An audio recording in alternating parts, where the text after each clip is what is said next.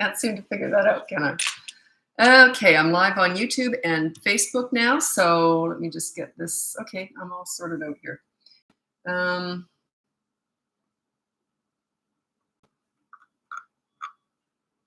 Sorry, just a sec. Okay. I'm just going to get to all my emails tonight. If you don't hear from me on email, it's just because I haven't got to them yet. So hopefully I'll get to them all tonight. Anyway, so let's get going with your parenting questions. If you have any questions, by the way, I don't really answer questions anywhere else but on these lives. I just don't have time. So this is where I answer all the parenting questions. If you have questions about coaching or the courses, stuff like that, most of the information is already on if you click on the link. But if it's something, different or whatever, you can email me. Anyway, so let's get going with your parenting questions. My name's Lisa. I'm a parenting coach. If you go on the link above, you can get my free behavior board, my mini toddler courses, my big boot camp course, or you can look into coaching. I can't always take new clients on, but in a couple of weeks, I got a whole bunch of clients that are finishing up. So, and right now I'm able to take on a couple people this week, probably off and on, because people cancel, they go on holidays, so then I've got more spaces open throughout the week. Anyway, plus, I got to pace myself. I put a lot into coaching. If you ever worked with me, I work up a sweat when I'm coaching. So I can't do it like all day, every day. Anyway, so I'm just waiting for your parenting questions. And thanks so much for your support on here on Facebook. 2 weeks ago, I hit 100,000. Now I'm at like 125,000 in 2 weeks. I've got 25,000 new followers on Facebook. It goes like that. You get new followers in spurts. And then it slows down. It's just the way social media is. Anyway, thanks so much for your support. I'm really appreciative of it. I've been in business now for 17 years, and I only went really on social media heavy in the last 2 years, and it's just blown my mind.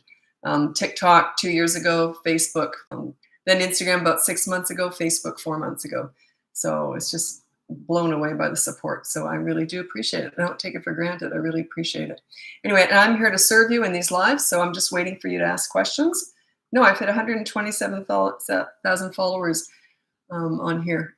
It's unbelievable. Okay, I just found you. Love all your tips. Thanks so much. Hi, soon to be mom, August due date. Congratulations. Do you recommend books that explain the different stages of parenting techniques based on the child's age? I've never read a book on parenting or kids, so I don't know. I'm all just self-taught, and I don't have any books, so I can't recommend anything.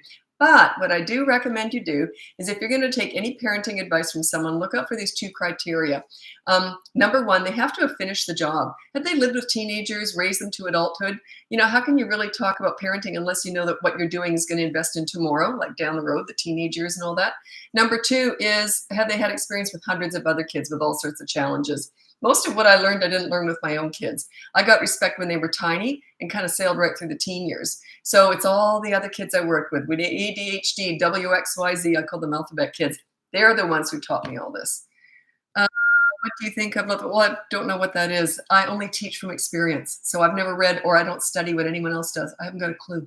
I don't have a clue what else is out there other than what parents tell me when they hire me for coaching. I'm very careful about that. I stay in my lane. We find ourselves raising our voices a lot. How do you recommend? Okay, sorry, I've got neighborhood dogs going nuts. If he smells this other dog he doesn't like in the hallway, he goes berserk. Like he thinks he owns the hallway. Anyway, okay, voices. Okay, look at the behavior board. That's free and it's in the link above. And no yelling is your rule. The parents are on there too. That's what makes it work. So no yelling is your rule. And then you go from there. Sorry, you must be able to hear that. They always seem to do that when I start a live. It's bizarre. Can you hear them? Anyway, okay.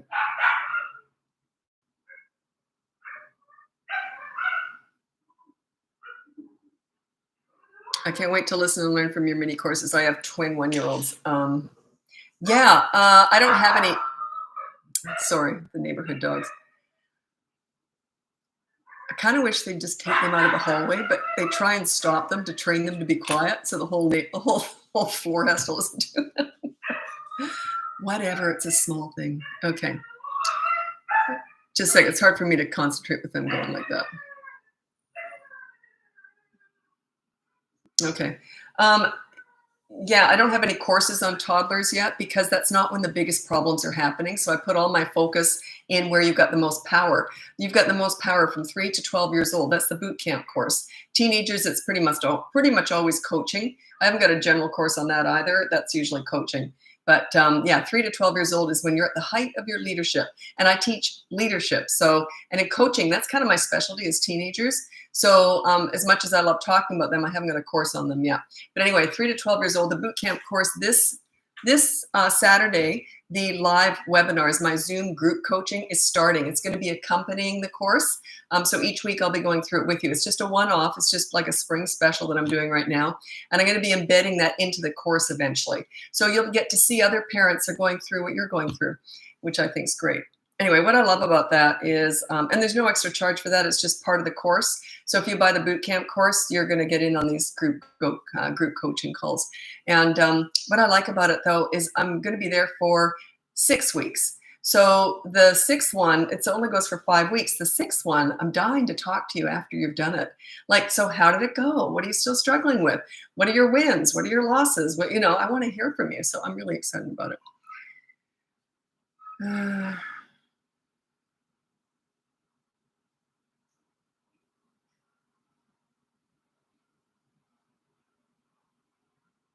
Oh, with dogs. I love animals, but yeah, it's just when I'm doing the lives.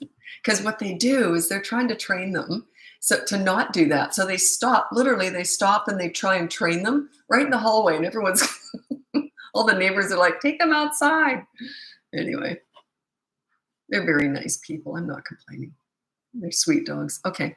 17-year-old still struggles with constructive criticism. He's on the spectrum, but not autistic. Any suggestions? If a child's on the spectrum, it was my understanding that they are autistic. So I don't quite understand what you mean by it's a very broad term too. So they're not, but I don't understand why he's on the spectrum, but he's not autistic, but he still struggles with constructive criticism. Are they connected? A lot of autistic children are okay with criticism. So I don't quite know what that means. It just means he's got a really fragile ego, basically. If you can't take criticism, he probably never makes fun of himself or jokes around about mistakes he's made either, right? Okay, yeah, a lot of people are like that. Yeah. Anyway, if you want any help, you'd have to hire me for that. I don't know what kind of parent you are. That's one of those things that I'd have to assess the situation before I could give you any advice, But and still struggles with constructive criticism. Do you? Like if he criticizes you, are you willing to listen? I'm going to read out my top 3 tips for parenting teenagers. A lot of parents expect a lot from their teenagers, but don't give much. They say, I'll give all the time, but you'll understand in a second here. Okay, these are my top 3 tips for parenting teenagers. Number 1, you listen to understand and show empathy. You don't listen to gather information to lecture with. If they want your advice, they will ask for it. By the way, they already know it. Number 2 is you negotiate pretty much everything. It goes something like this. Hey, I want your dirty clothes in the hamper from now on. What do you want from me? And it's not a blanket statement, but it's just a general idea. And number 3 is don't sweat the small stuff with teenagers. If they make mistakes and it's not a big deal, say, hey, that was stupid. Do you want to hear what I did when I was your age? And laugh it off. It's okay to not be perfect. Sorry, my hair, I just got out of the shower. My hair is all goofy looking. Anyway, okay. And that's it. That's my top 3 tips for parenting teenagers.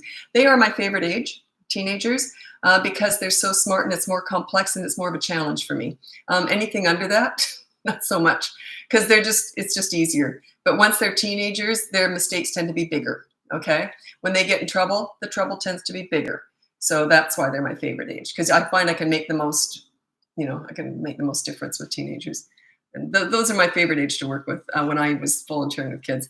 We want to hire you for private coaching, sent you an email. Excellent. Just always tell me what you want me to work with, because I don't just hire people unless they tell me what, because I don't have time I can't hire everybody. I mean, I can't take on everybody right now.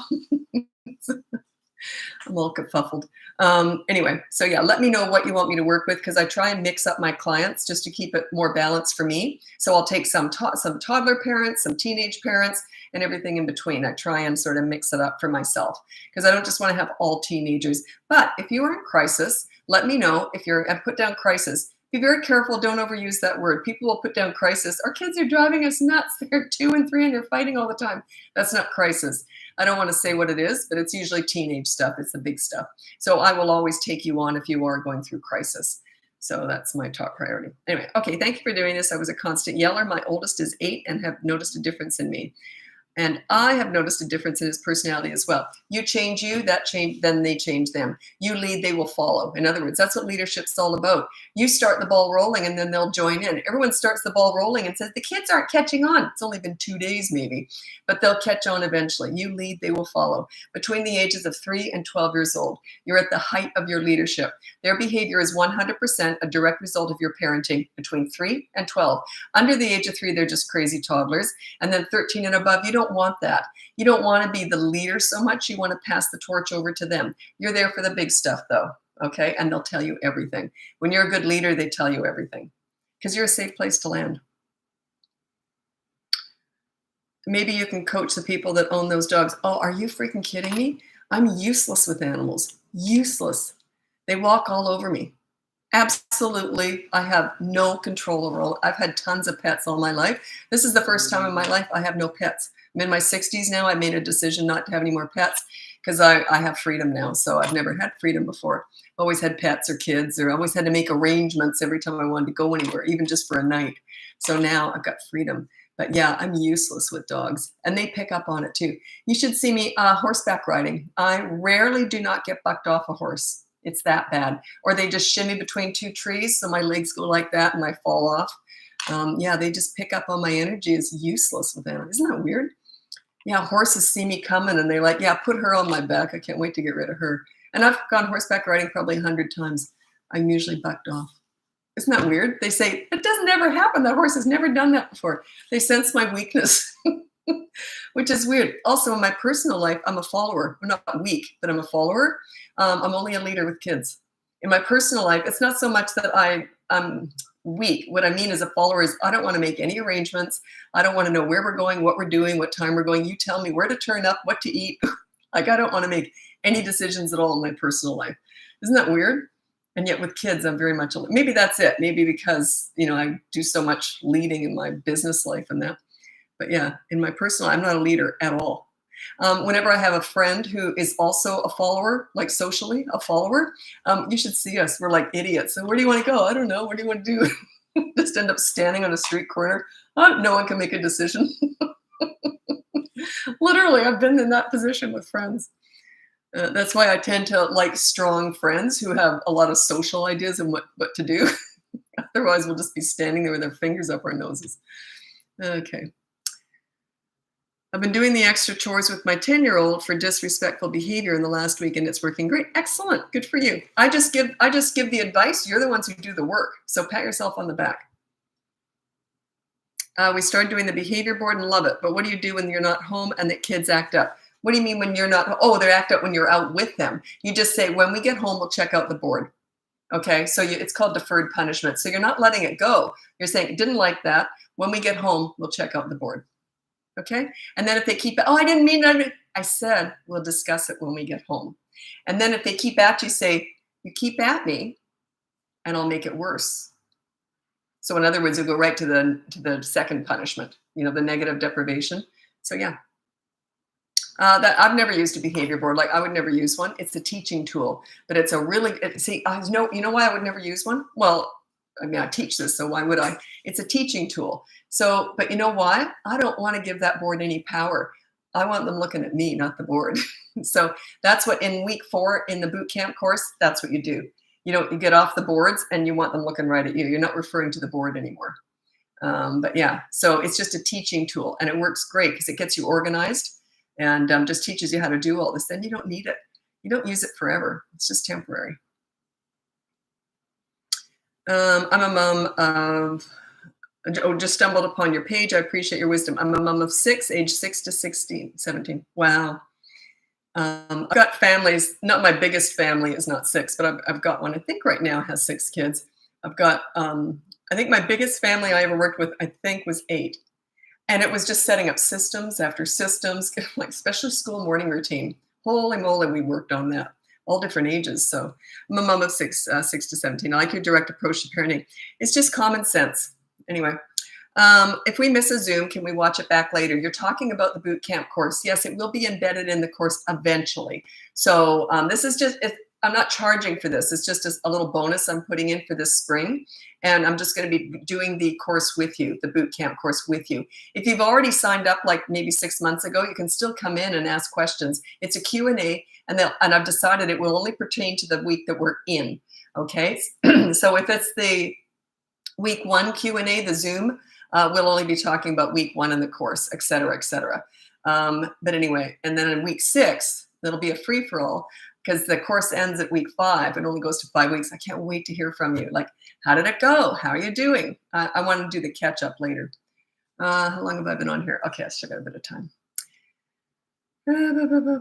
Oh, and I don't know when it will be. It won't be put on right away. I think we'll do the whole course, all 6 weeks, and then we're going to look, and then we're going to look at them and decide if, which we might even redo a couple of them if I don't like it. But I don't like anything to be smooth. Like what I mean is I don't like anything to look too professional. This is just me.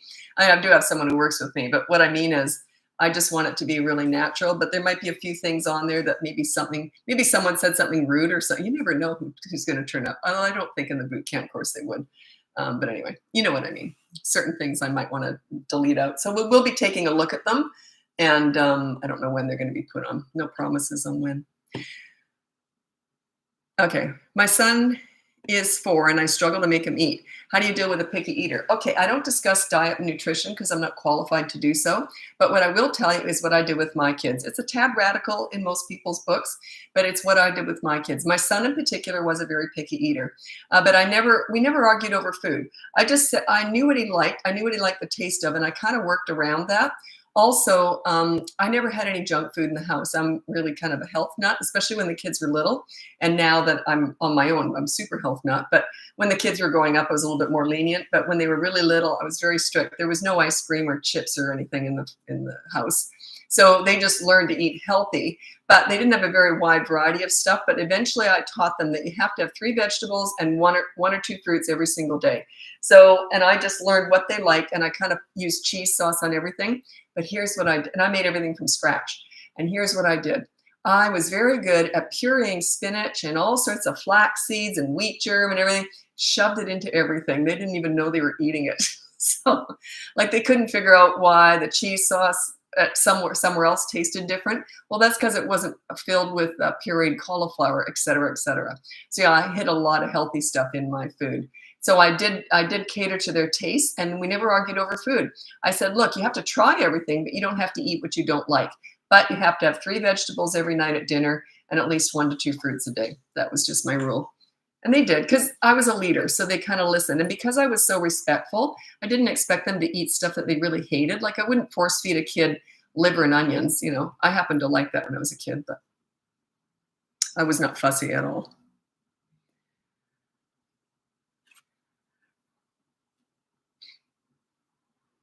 How do I email you? I'm in the US. Well, everything's in the link above. Don't email me just general parenting questions. This is where I answer the parenting questions. I don't have time on email to do that. I would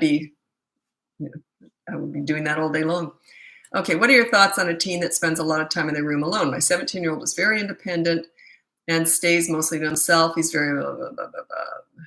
Yeah, that's very common. They want their own space. It's kind of like they want their own apartment, but all they've got is a bedroom, right? They're just exercising their independence. So I would have to assess that. Is it a problem? I don't know. So yeah, spends a lot of time in his room. What's the incentive to not be in the room? Yeah, I don't know. I'd have to assess this. It's one of those things. I don't know what kind of parent you are, what else is going on in the household. Do you have the gaming consoles in their room? I strongly suggest you don't do that. Gaming consoles, I think, should be out in a family area. I don't think they should just have a self-contained room where they never have to come out. So I made sure that my son had his gaming stuff in the rec room. Wasn't in his room.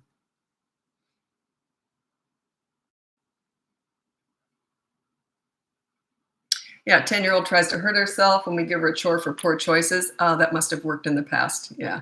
It says to me they're kind of in charge. That, yeah, if you make me do something, I'm going to hurt myself. Yeah, you'd have to hire me for that. That's sort of next level when they're self-harming. It sounds like it's done out of spite, though. So, yeah, you'd have to hire me for that one. That's not a general one. I'd have to figure out what's going on, when it started, how do they self-harm, blah, blah, blah. And do they do it other times, or is it just Lots of kids self-harm. But that's a spite self-harm from what it sounds like. Anyway, you'd have to hire me. Look into coaching. If you're interested, you have to send me an email. Tell me what's going on, and then I'll see if I can't always take people. Crisis. Oh, that's crisis. Okay, if you want to work with me, you have to send me an email. Look into coaching first. It's all in the link above. And look into coaching first. If you want to work with me, send me an email. Tell me what's going on, and then we'll go from there. And if I have time to take you, I will. If they're self-harming, that's more of something I would take on. Yeah, I would take priority. Okay, I'm going to move over to, where am I now? Facebook. I can never tell. They all look exactly the same. Anyway, I think I'm in Facebook. Anyway, I'm going to move over to Instagram now. I'm on YouTube the whole time I'm doing my lives. That's where I save all of my lives. Anyway, happy parenting. Check out the link above. You can get my free behavior board, my mini toddler courses, my big boot camp course, and the Zoom group coaching sessions start this Saturday with that course. So you might want to look into that. Or you can look into coaching. Coaching, I can't always take people on. I'm just so busy these days. And I will, just a heads up, I will be probably taking a break from coaching. It just takes up so much time and energy. I get charged when I'm coaching. I really get into it. So it takes a lot from me. And I would like to write a book. So I can't do both. There's no way I could coach and write a book at the same time, because they're both very demanding. So anyway, I'm gonna figure this out. I'm not too sure. It might be over the summer. I don't know what I'm gonna do. Anyway, thanks so much for joining me. And I'm gonna be moving over to Instagram now. Happy parenting. Ting, come on. There we go.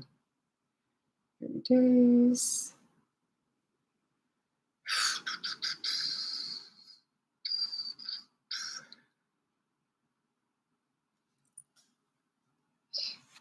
My hair looks terrible. It's all wet.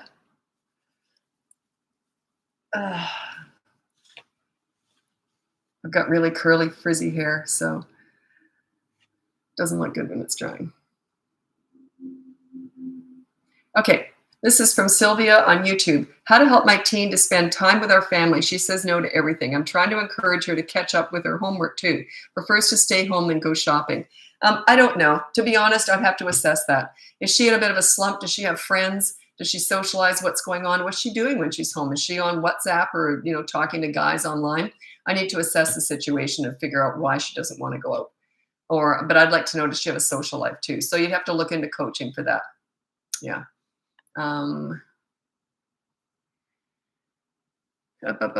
Oh, you said, when should I be concerned about my toddler's appetite? I can't discuss nutrition or diet because I'm not a nutritionist or a doctor or anything, so I can't discuss that. Yeah, if you're worried about your toddler, I will say though, they tend to eat less than we think they should. That's one thing. Even when I had kids, and I had a lot of experience with kids, but I thought, gee, especially my son, he didn't eat a lot.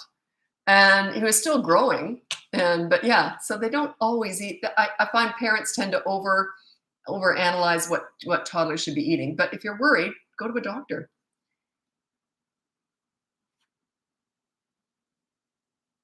How do you Oh, this is such a good question. Not the way you think it is, though. How do you differentiate between a consequence and just regular chores? A consequence is their choice. They chose that consequence. It doesn't matter if it's a chore or not. If they have regular chores, you don't do that. You just say, okay, you have a chore chart. So put on the behavior board, one of the weeks should be follow chore chart. And then a consequence is an external chore. So it would be something outside of their regular chores. You decide what their regular chores are. From the age of 3, my kids had chores. And they didn't think anything of it. I made them very doable, very easy. I'm a very organized, clean minimalist. So when I said clean up your room, they had to put 5 toys away, and that was pretty much it. So it took, literally their chores took under 2 minutes from the age of 3. Make your bed, hang your clothes up, your clean clothes, the laundry, because I did laundry every day. So they had one outfit, one empty hanger, empty holes where the rolled up socks and undies went, and I usually rolled them up.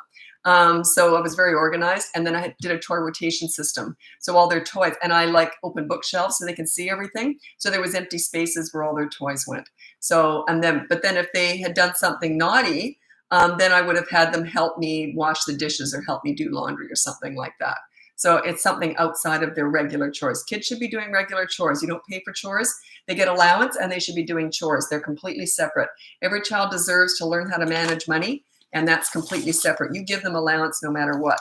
Chores, you live here, you contribute. There's no way I would pay a kid for cleaning a toilet. No way. You use it, don't you? You can clean it.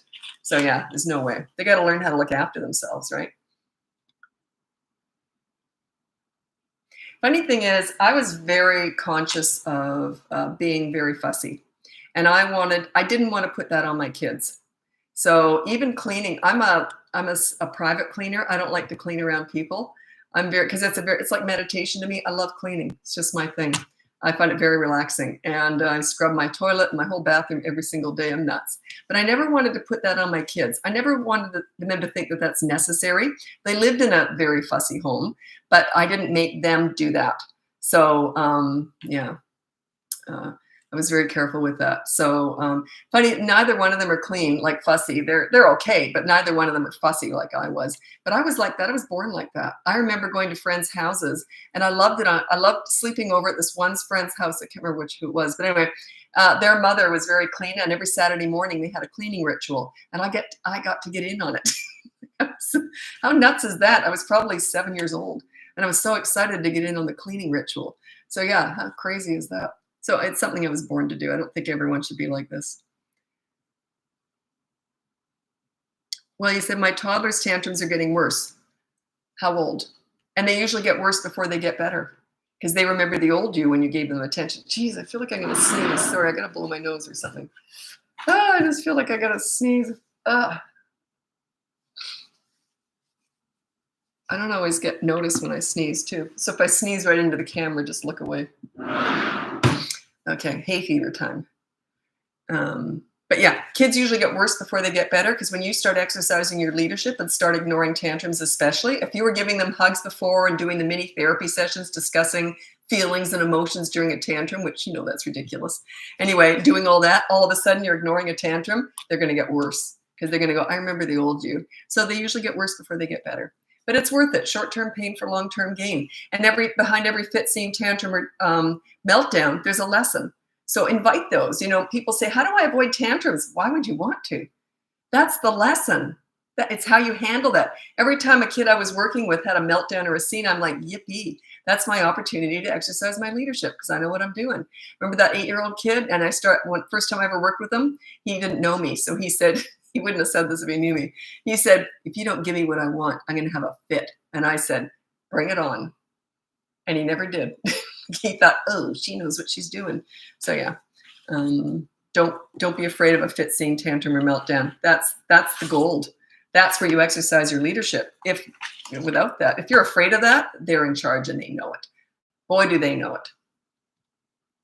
They don't want it. They want a leader. If you're not a leader for your children, they kind of feel lost. That's why they act out. Because they're lost. They're begging. Their misbehavior is them begging for your leadership. It's like, control me. I hate myself right now. Their self-esteem's in the toilet when they're naughty, guaranteed.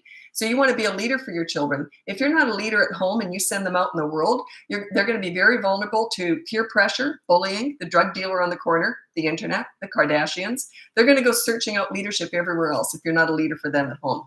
It's just the way it is. They need, crave, and want a leader. You're at the height of your leadership between the ages of 3 and 12. That's why my boot camp course is 3 to 12. That's when you're at the height of your leadership. You lead, they will follow. Their behavior is 100% a direct result of your parenting. Under the age of 3, they're just nuts. They're toddlers. And then 13 and above, you want them to be more their own leaders. You want them to learn how to sort of take the torch and lead themselves. You're just there for the big stuff. Plus, if you're a good leader, they'll tell you everything.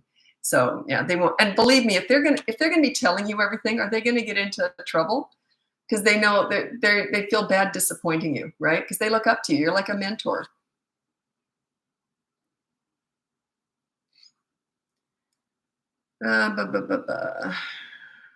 Okay, how to deal with constant whining with a 6-year-old. That's a tell. It means it works, or it had to have worked in the past, guaranteed. They would not whine unless it worked. I would say, if you whine, and this is what whining is, I don't like that. Say, if you whine, I will not respond to you. I won't answer you. Okay. And if you talk nicely like this and then show her how to talk, then say, I'll answer you, but the answer still might be no, but I will answer you. But yeah, just try it that way. It means it's worked in the past. If you've done something in the past like that and fed the wrong thing, it's going to take a while to get rid of it. It's just the way it is. You make parents feel terrible about themselves. Leadership. Good. What I mean by that is if you feel terrible about yourself, you're starting to blame yourself and take ownership. Why not? I'd rather parents feel bad about themselves than feel bad about their kids, right? If they're going to feel bad about anything. So yeah, good. That means you're going to take responsibility. Any parent who would rather blame their children for their behavior than themselves is selfish, right? It's their fault. You take responsibility for your children. It's not their fault they're acting out. Be responsible for them. So yeah, I don't care if I make you feel bad. Maybe it's a wake-up call for you. Are you more concerned about yourself or your children? Who do you blame for their bad behavior? Them or you? When I was working with kids and they acted out with me, I always took responsibility. I blamed myself. I thought, I'm not a good enough mentor. What am I doing wrong? I saw them for an hour a week and I took responsibility for other people's kids. So yeah, if I make you feel bad, go somewhere else. I'm not for you, believe me. And you're not for me either. You're not my audience. Okay. How do I get my 2.5-year-old to brush his teeth? He refuses it all the time and I hate having to forcefully do it. You're just going to have to forcefully do it until he starts giving in. Because the reason is if you don't take action when it's something that he doesn't like, he just will never do it. But sometimes you just have to start brushing their teeth and forcing them. But don't hold them down in a vice grip and get in there. Make it a really pathetic brush and then maybe say, okay, so I'll tell you what, while we're brushing your teeth, 2.5, what do you think? Do I want to do this? Yeah, you might even say, you know what, we can watch your very favorite show while we're brushing your teeth, but no other time. So there must be some song or some passage from a favorite movie or something that 2.5-year-old loves. They can only see that while they're getting their teeth brushed. And by the way, you brush their teeth at that age, they don't do it. Love your vibe. Yeah, I'm tough. I've had to be because I get so many parents who have been mad at me for blaming them for making them feel bad. How self-absorbed, right? If your kids are acting out and you're not willing to take responsibility for it, I can't help you. I never will be able to. Like I tell this story all the time in coaching and I can't really tell it here because it's kind of a heavy story. But I was working with this one kid and it was a really serious thing that this kid did. He was a teenager. And he expected me to, I can't go into it. He expected me to come down hard on him when I found out what he'd done.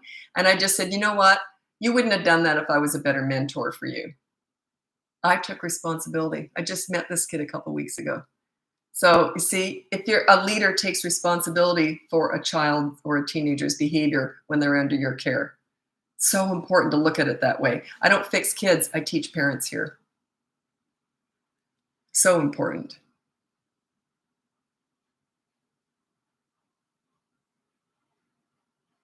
No, I don't have a list of consequences. That's sort of up to you to figure out because it just depends on your household. It's usually just chores.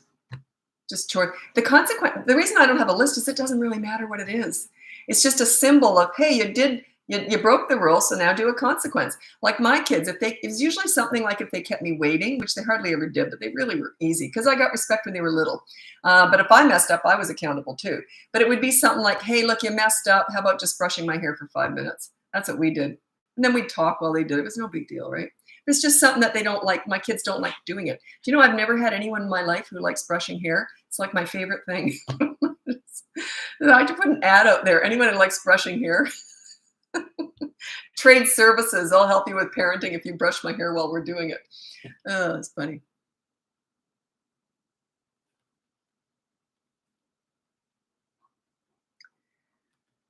Oh, sorry. I have to take a sip. My throat's getting dry.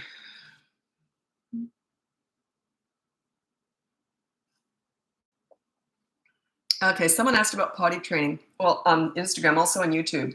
Said is too young? I have a course called Potty Party, I think it's called. I can't remember. Anyway, it's in the link above. You can check it out. Anyway, it's a whole system in how you potty train, and 2.5 is pretty standard. Most kids can be potty trained at 2.5. I trained my son in 1 day, my daughter in 2 days, and there were no pull-ups, no night diapers, nothing. It's just the way I did it. It was a whole fun party, right? And it was a whole system in how you do it. And sometimes they do regress. Not if you're a leader. It's part of leadership skills. learning how to be a leader, the potty party will teach you how to start doing this. Because leadership to me is more about fun than it is about discipline. So I know how to get what I want from kids by being fun, by having fun with them, making it fun. But you don't do that with everything. But yeah, potty training, I definitely made fun. Anyway, I'll tell you a funny story. My son had just been potty trained. He was 2.5 years old. Now I thought I had it all covered. I didn't give him anything to drink before we went out. Whatever. I sort of had it all covered. I knew what I was doing, supposedly. So, and I always had a porta potty with me in the car. So we'd pull over and we'd use that. So no matter where, because he had no pull-ups on, right?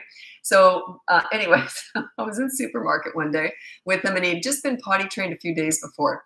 And we get to the checkout and I got all the family groceries. You know what that's like when you're, getting groceries for a whole family, a whole trolley full of groceries, loading it onto the belt. And he says, I have to go poo. And I look at him and the checkout lady looks, and there's another lady next to me. She's looking, we're all go, oh, because we're all mums, obviously. And I said, oh, can you just wait a minute? And he goes, I have to go poo now. And when a 2.5-year-old says they have to go poo now, it's probably coming crowning, right? So I'm thinking, so I just looked at the checkout lady. She says, just go. I'll pack up everything. Just go. Now in Australia, where I raised my kids, the supermarkets are inside malls. There's no external entrance or exit. So the mall, they open up into a mall. It's just the way it's done over there. And the bathroom was at the other end of the mall. And I got a 2.5-year-old with poop coming out. So no pull-ups on. I took off like a bullet, carrying him like, it was really awkward too, because I didn't want to carry him like that. I carried him like this, laying across like this. So I'm running with him, looks like he's dying or something. So I make it to the bathroom and I didn't want him sitting on a public toilet and I held him over it and he pooped because he had to go so bad. He just fell out basically. And I got him there in time. I couldn't believe I did that. But that was one of my worst stories. And it wasn't a messy one. My messiest story was when my daughter was born. She was just brand new and I went to meet friends at a restaurant with her. And one of my friends said, is that baby poop on your forehead? Yeah, I had baby poop on my forehead. Parenting. Why is it all about poop? Okay.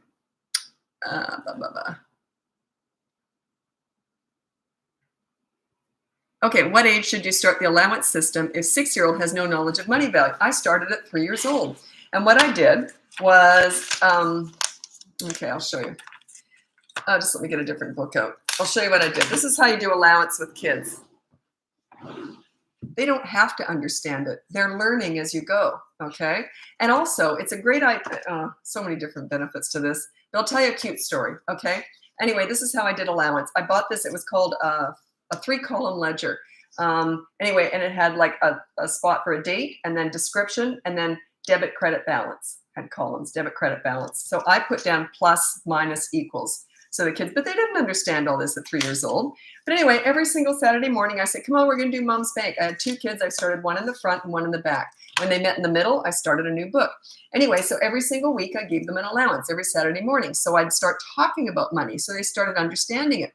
And I said, money pays for this house. Money pays for, wasn't a big deal. I just decided to start doing this. So anyway, and then what I did, though, is I started paying, and I only paid them, I think, half their age every week.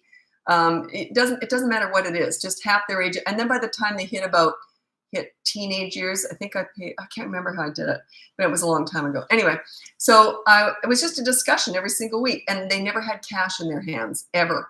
If they wanted something, like there's no way I'd give a little kid money and they can go and buy candy because I'm a health food nut. I just would never allow that. I'm in control of their diet and what they eat. So there's no way I would give them money just to buy junk with. Anyway, so if they did get treats, I would treat them once in a while, or their dad. Actually, their dad would be more likely to do that.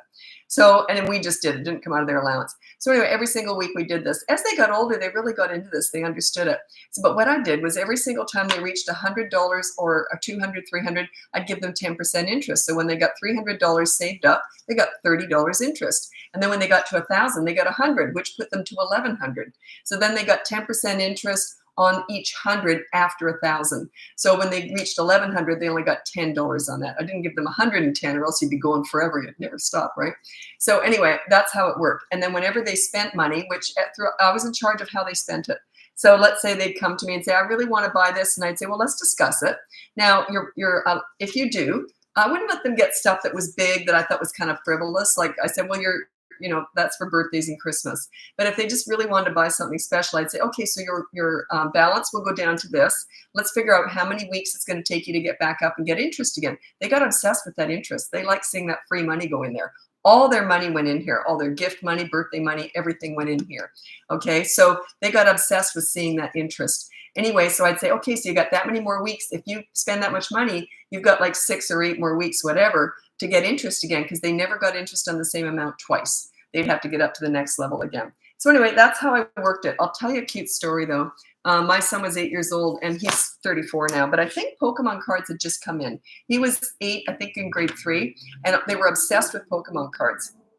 And I just got this idea in my head. I don't know what came over me. And I just said to my son, everyone's buying these Pokemon cards right now, right? And he says, yeah. And I said, I want to do something. Do you trust me? And he likes stuff like that. And he went, yeah. And I said, I'll tell you what, I don't want you to have any Pokemon cards. If you get any, you have to give them away, and you're not going to buy any, and no one's going to buy any for you. Do you understand?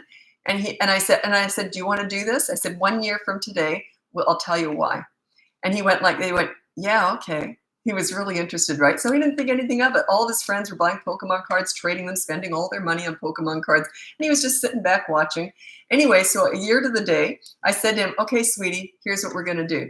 So I said, I figured out how much your friends had spent on Pokemon cards. Now, when they went back to school the next year, this is when I did it, Pokemon cards, they were just flipping them. They were bored with them. They were using them to level off their desks. I mean, they wasted all that money, and now all of a sudden they had no interest in them, right? So I said, okay, I figured they could have spent up to $600 on Pokemon cards in the last year. So what I'm going to do is, you've saved yourself $600, by the way. And I said, what I'm going to do is I'm going to give you an extra $300 just as a bonus for doing that, for not getting Pokemon cards. Then I'm going to suggest that you spend $150 on 2 new PlayStation games, because there were 2 really big PlayStation games out, brand new ones. So he went out and bought them. Then I said, and invite your friends over. And they came over and where'd you get these games? And he goes, that was my Pokemon card money. They were all like, ah. So he got a lot more use out of those games than they ever got out of those Pokemon cards. Anyway, that's just what I used it for a lot of different things, but that's one of the ways that I use Mom's Bank. I called it Mom's Bank. So anyway, it was a long story. I save all those stories for coaching usually, but I just thought that was a good one. Okay, I'm going to move over to TikTok now. Check out the link above. You can get my free behavior board, my mini toddler courses, my boot camp course. Now that Zoom group coaching starts this Saturday with the course. If you buy the course, don't start it. You can look at the whole course, but we're going to be doing it together. I'm just doing it in this spring. It's just a one-off special that I'm not charging any more for it, but I want to, it's Zoom coaching, so you can turn up and ask questions pertaining to each week as we go through it together.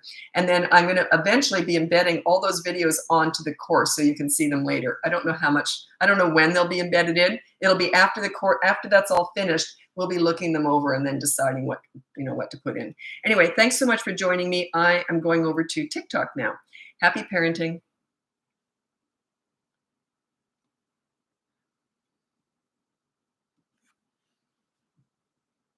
Come on, TikTok. TikTok starts ads right away. Darn it. Darn it. And I'm on the wrong TikTok channel, so I have to change to my business one. Okay. Go live. There we go. Okay.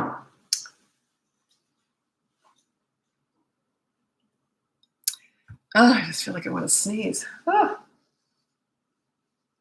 It's that time of year, spring.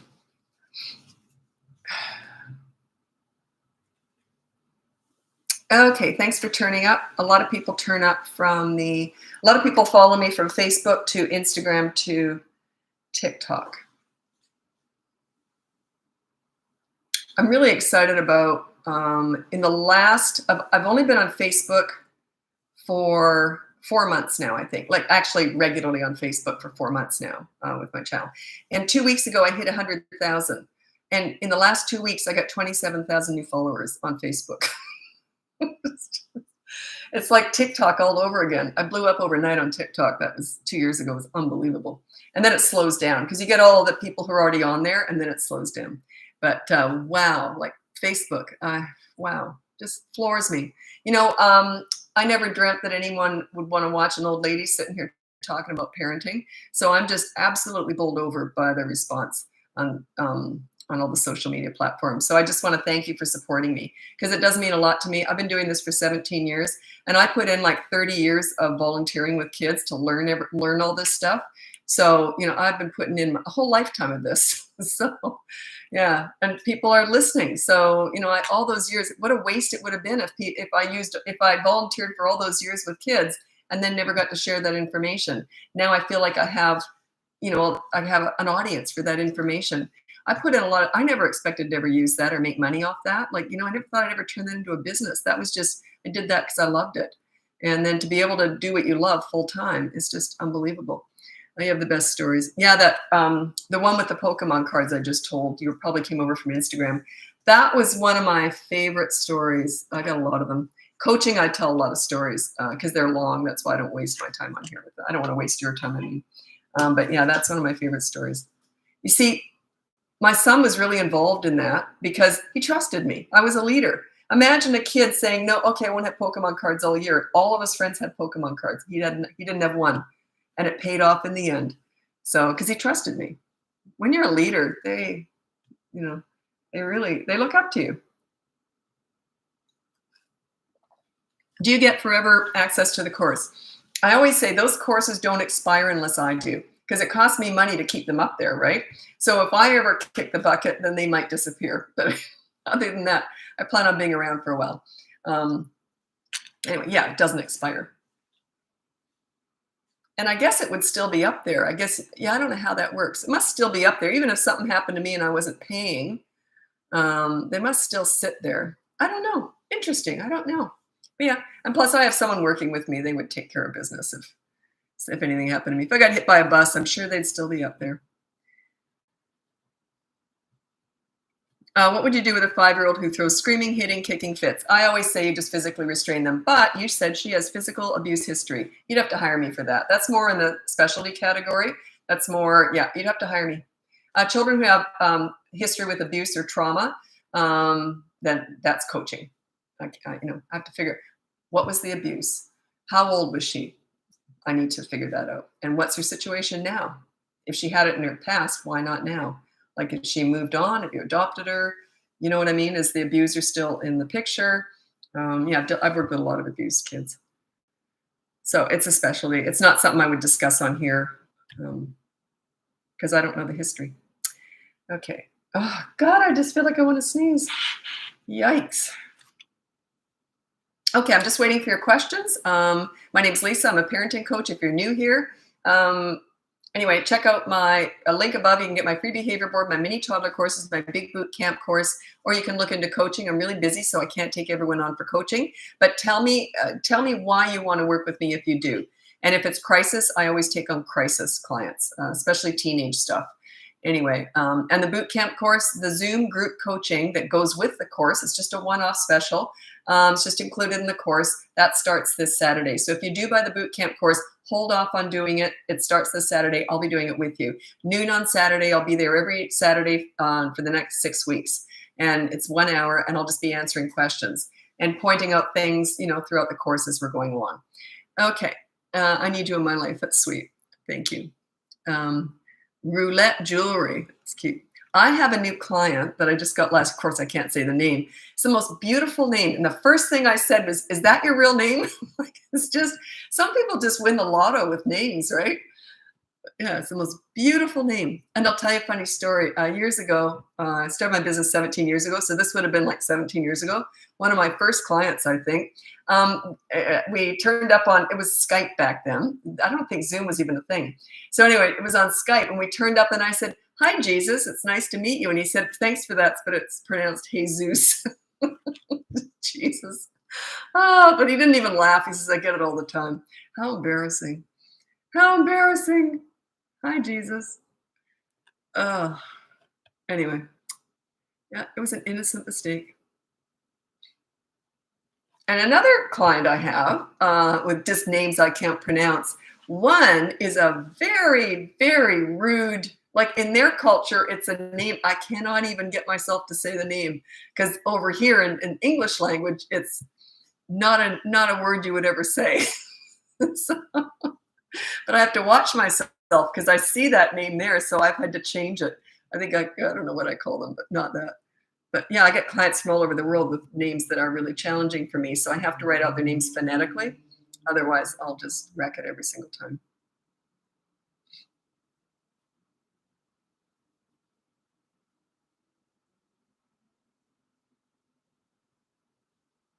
What on earth does this mean? How do I be firm with my mother-in-law, who has looked at me as a vessel to hold a baby only in the end? I don't know what that means. Tip for getting a 3-year-old to sit at the table for meals. Put on the behavior board, follow a mealtime routine. And then you put down underneath, you get a mealtime routine little written thing. And you say, sit at the table and don't get up. Come to the table within 5 minutes of being asked. That's usually number one. So when you say dinner's ready, come to the table, and then they have to come to the table within 5 minutes, put the timer on. Don't repeat it. Just say it once. And then when they sit, then they cannot get up, and there's no games or screens or toys at the table. And then that's about it. But they don't get up during the meal. And then if they don't follow it, don't say anything to meal. Afterwards, go to the board and say, well, look, you didn't come to the table. And there's a consequence, and they have to help with the dishes at the end of the meal if they didn't do it. Something like that. I call it mealtime battles. Have I got a course on that? No, I don't have a course on that. I was going to write a course on that, but that's, oh God, I get so busy. Yeah, I just haven't had time. No, I decided not to do that course because I'm doing the Zoom group thing instead. I can only really handle one project at a time, and even though I'm not usually the one who does them, I've got someone else who's way better at that stuff than I am. But I mean, I'll be doing it. It'll be me. But anyway, behind the scenes, I got someone planning everything out for me, and yeah, instead of the courses, I'm doing the Zoom group coaching with the boot camp course that's starting this week. And then also I might have to take a break from coaching soon because I'd really like to write a book. So I can't do both. They're both, writing a book would be exhausting. And I don't want to drag it out. I want to get it done within a couple of months. So I might have to take a break from coaching. I'll see. I'll always take crisis people on, by the way, especially teen crisis. I think I'll always probably have to do that even when I do retire from coaching, because not many people work with coach teen stuff. I don't blame them. The success rate is a lot lower than younger kids. It's challenging, and it can be frightening at times, for sure. But it's how I started my business. That's my specialty. So I'll probably always do that. But the other stuff, no, I don't think I'll always do it. Just so I can have some more time. Okay, I'm a new mom, and I didn't have a mom growing up, so it's all new to me. Even if you did, a lot of parents say that they wouldn't want to do the same thing that their parents did. So it's not like everyone who has a mom would want to follow their lead anyway. Not to say that they were a bad parent, but they just don't want to follow their style anyway. Both my kids told me a long time ago that they both want to try and parent the way I did, but they'll have their own style. My son is a father now, and I'll never tell my kids how to parent. It's none of my business, right? But they'll have their own style. My way is what I teach is my way, but you got to tweak it to suit your personality, suit your style. I was crazy. I'm insane with humor and teasing and all that horrible, just horrible teasing and stuff. But I didn't do it with my daughter, but she didn't like it. My son loved to be teased and tormented. I used to hide in pantries and everything, dive out. He said for years, every time I go up to the pantry door, he'd be shaking, terrified I'd be in there like this. Whereas I never did that to my daughter. She didn't like it. So each child's different. So yeah, they might not want to do that to their kids. So they'll have their own style. Okay.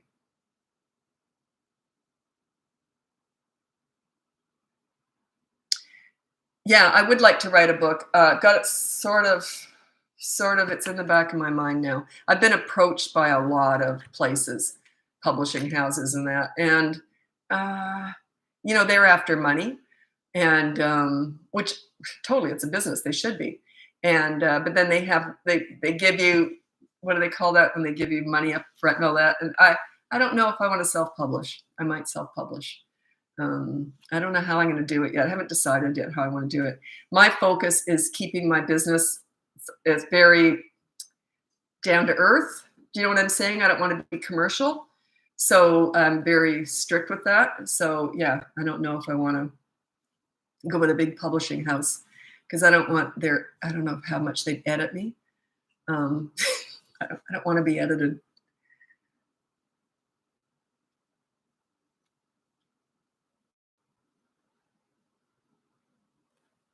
Okay, behavior board examples for teens, please. Now, you're not going to like this. Let's say you got a teenager, snotty attitude, they never do a darn thing around the house, never chores or anything.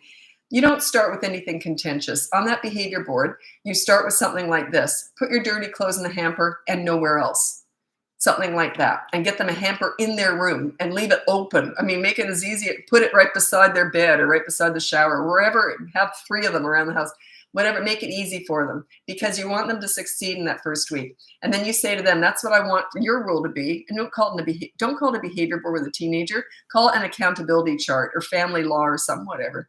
And then you say, what do you want from me? What do you want me to start doing or stop doing? They'll usually say, if you're like this with them, they usually say, get off my back and stop nagging. I would say that's way too big of an ask in the first week. So use humor. Anyway, just find out something that you can get on there and then just start there. You want to work on your relationship. You want to give more than you ever expect to get with a teenager, especially initially. That first 2 weeks is just about bonding and showing respect. You're building reciprocity with them. So in other words, you want to give a lot so that by the time you do ask for something, they're more likely to give a little bit. But yeah, it's a process. Yeah. Sorry, I don't get to the comments and messages. I just don't have time. I really struggle to get through all that stuff. So if you have any questions, this is the only place I answer parenting questions is on these lives. And if you sent me messages via my platforms, the only place I look at the only place you can really get a hold of me is email. And even then, I don't answer general parenting questions on there. This is where I answer parenting questions. Just to let you know, if I'm not answering your comments, I'd like to get to them. It's just I only have, so many hours in the day. I work 7 days a week, so I can't work 8.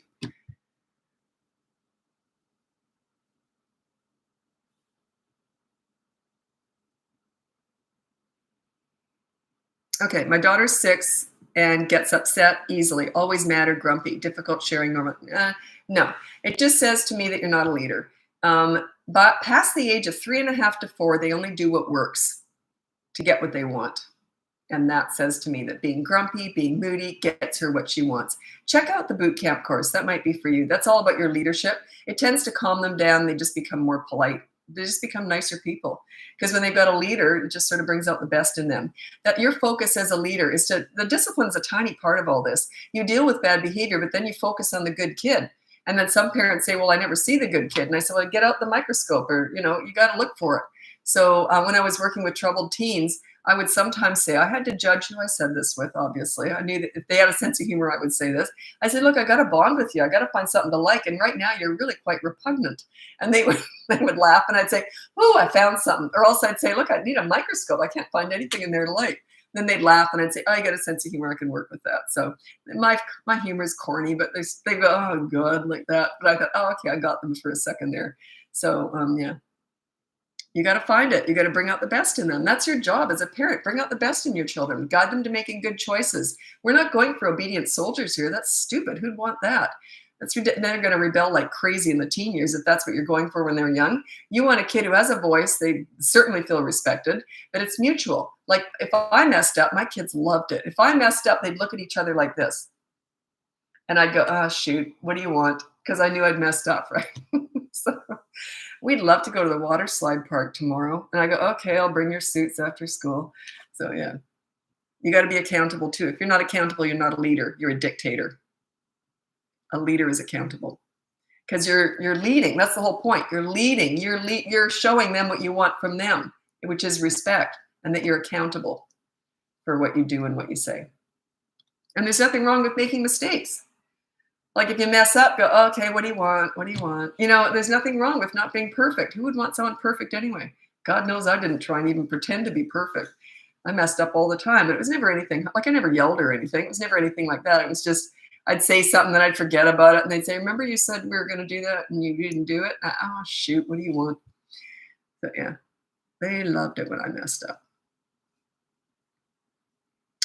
Okay, I got a kid on here.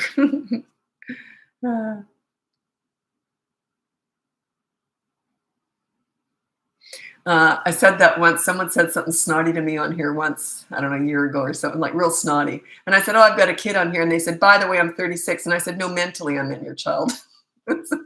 Oh, they didn't like that. It was funny. It was so childlike. It was hilarious. I'm 36. I thought, oh my goodness, you poor kids. talk like that? Uh, what did I see? Oh no, I don't want to talk about it. I saw something on the news the other day. I was going to mention it, but never mind. Okay. Just waiting for your questions. Almost 3-year-old yells no, and I ignore. Is this the best way to do it? Depends on what they're saying no to. You ignore the no. That's attitude. You never address attitude. Attitude fixes itself. It's organic. It fixes itself once you're a leader. They don't have a bad attitude with a leader. They just don't. You ever had someone that you look up to, like a mentor or a coach or a teacher, someone that you really look up to? Would you be rude to them?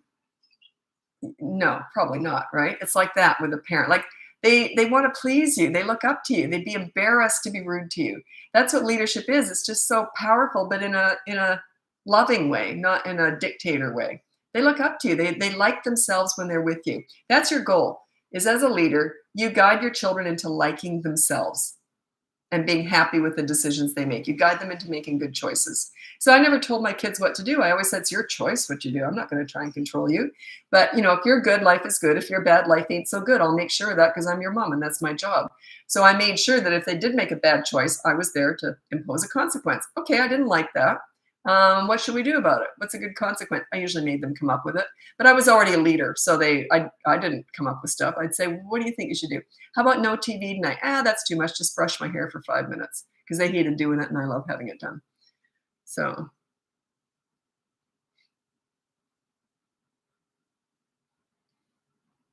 I have to ask if you're a Leo. No, I don't think I am. No, what am I?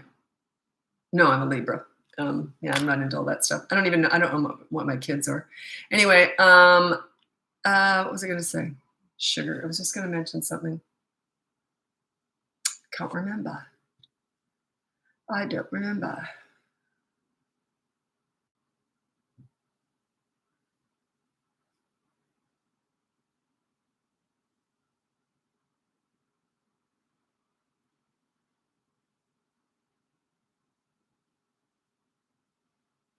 This is interesting. It's a good question, but you're not going to like my answer. How do you get an au pair? This is on YouTube. To get in line with parents' rules for the kids, expectations and discipline if needed, or should they all be separate?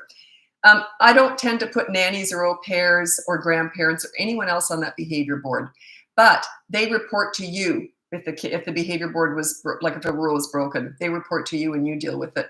I teach leadership parenting, not leadership au pairing, nannying, grandparenting. Okay, does that make sense? I just teach parenting. I'm very careful with that.